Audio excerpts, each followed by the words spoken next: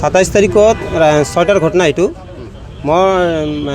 মোৰ ছোৱালীটো নাবালিক ছোৱালী 14 বছৰ বয়স। তাই দোকানত বৰা কিনিব গৈছিল।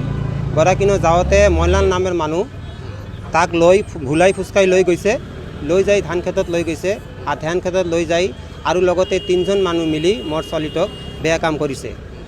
বেয়া কাম কৰাৰ পিছত মই সকালে 12টা মানত ছোৱালীটোক পাইছোঁ। পাৱাৰ পিছত মই লগে লগে থানাত লৈ গৈছোঁ। থানাত লগে লগে যাই তাৰ কেছ কৰিছোঁ তাৰ নামত। কেছ কৰাৰ পিছত সিহঁতে এতিয়া আৰক্ষীক ধৰা নাই। মই চৰকাৰলৈকে অনুৰোধ কৰিছোঁ কি এই মানুহটোক ধৰিব লাগে আৰু শাস্তি দিব লাগে। যেতিয়া এই মানুহটোক যদি শাস্তি দিয়া নহয় তেনেহ'লে আৰু ল'ৰা ছোৱালী আৰু বহুত আছে, সিহঁতৰ লগে এনেকুৱা ঘটনা হ'ব। মই নোখোজোঁ এনেকুৱা ঘটনা আৰু হয়।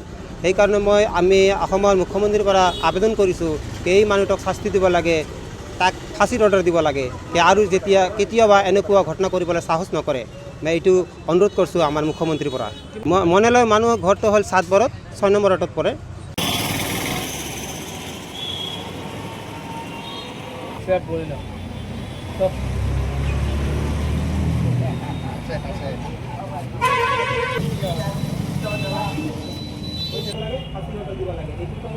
আমাৰ মুখ্যমন্ত্ৰী আবেদন কৰিছোঁ তাক